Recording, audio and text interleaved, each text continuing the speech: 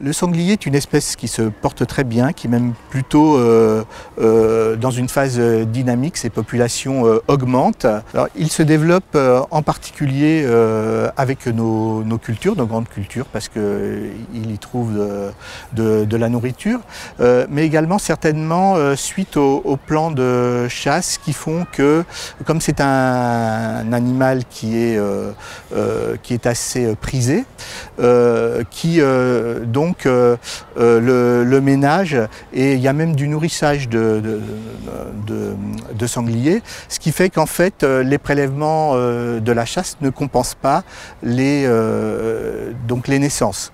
Par ailleurs, son principal prédateur, le loup, a disparu d'une grande partie de la France. Par conséquent, il a très peu de prédateurs et il se multiplie. Le sanglier arrive jusqu'aux portes de la ville.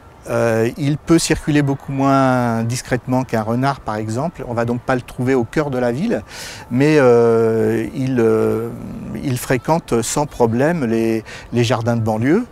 Là encore, il trouve une certaine tranquillité puisqu'il est moins chassé dans ces zones-là que dans les milieux plus campagnards, en particulier parce que c'est très difficile